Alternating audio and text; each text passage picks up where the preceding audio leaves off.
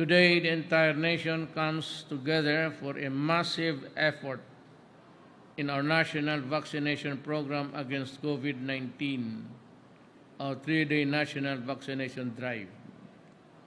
Dubbed as Bayanihan Bakunahan, this event that starts today, November 29 until December 1, 2021, aims to vaccinate around 9 million individuals in 8,000 sites across 16 regions nationwide.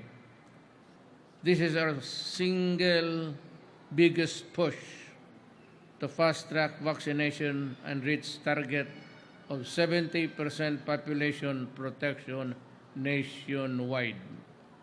By the end of 2021, we expect to fully vaccinate a total of 54 million Filipinos.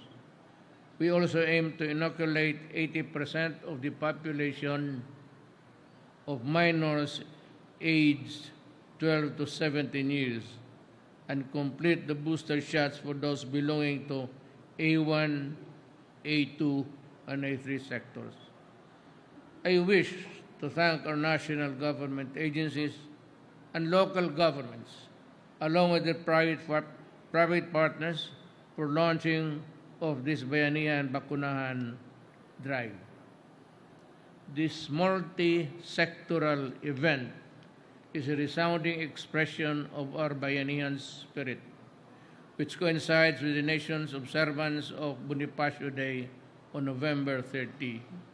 Indeed, the heroic example of God Andres Bonifacio's courage resonates in each of us as we work together to fast-track and intensify our efforts to overcome this pandemic.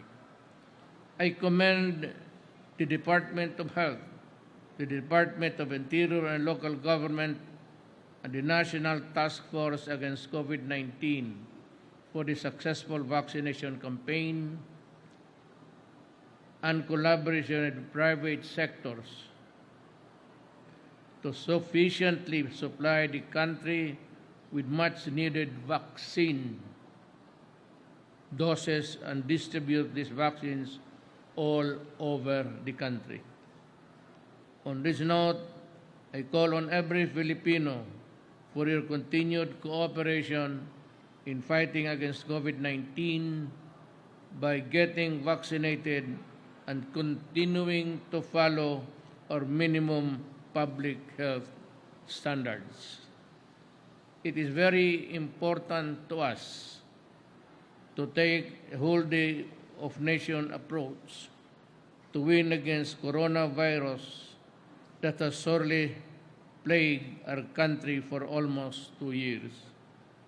With God's abiding grace and with our genuine malasakit for our fellow Filipinos, we will overcome this pandemic and come out stronger and better as a nation.